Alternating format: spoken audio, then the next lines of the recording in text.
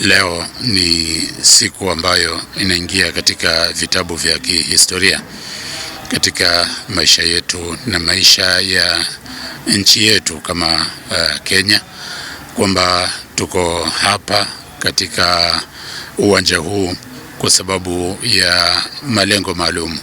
Malengo yenyewe ni uzinduzi wa organization ambayo imekwenda kutuleta pamoja sisi kama viongozi wa kidini Waislamu na ndugu zetu viongozi wa dini ya Kikristo, ambapo hii ni organization ambayo ni National Interfaith Peacemakers.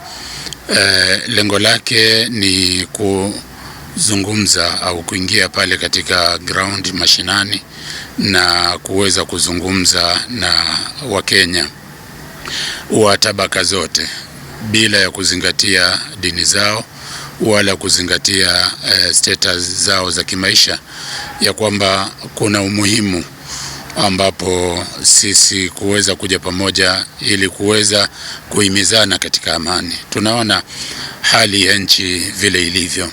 Kuna watu ambao umaarufu wao wanaoupata ni wao kuhakikisha kwamba amani wamevuruga, na labda kwa kiasi fulani uongozi ambao wanautaka ni kuhakikisha kwamba wamevuruga amani ndipo waweze kufaidika kwa utovu wa amani kama ile. Lakini sisi tukiwa kama viongozi ambao Mwenyezi Mungu Subhanahu wa Ta'ala anatutarajia kwamba tutakuwa ni daraja ya kuweza kuwafikia Wakenya wote na kila mtu pale alipo, ili tuweze kusemezana katika kuweka amani, kwa sababu amani ndio itatupatia uongozi ambao ni bora. Amani ndio itatupatia maendeleo, amani ndio itatupatia utajiri, amani ndio itatupatia hata mvua ambazo ni za baraka, ambazo Mungu Subhanahu wa Ta'ala anatupatia zikuwe ni mvua ambazo ni za baraka, ni kwa sababu ya amani.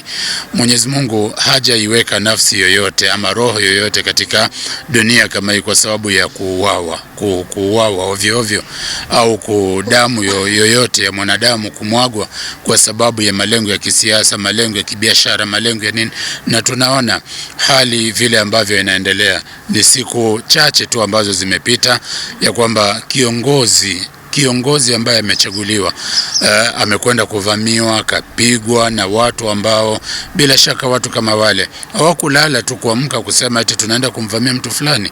Ni mipango ambayo ilikuwa imewekwa, ni utaratibu ambao ulikuwa umewekwa kwa ajili ya kuvamia baadhi ya viongozi. Hili ni jambo ambalo sisi kama viongozi leo hii na kwa organization hii ambayo tumelaunch tutakuwa ni wenye tunalishughulikia ya kwamba au tunalizungumzia kwamba haifai kuwa na uongozi sampuli kama hii, uongozi ambao ni wafujo, uongozi ambao ni wa utovu wa amani, uongozi ambao haujali heshima wala daraja ya yule mwingine isipokuwa tu labda maslahi yao.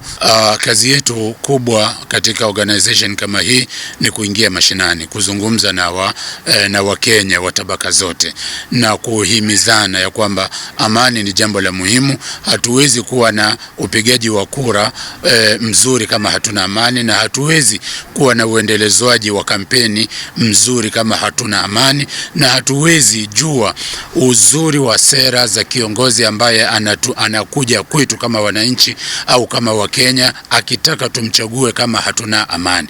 Kwa hivyo sisi tunajitwika jukumu kama hili la kuweza kutangaza amani.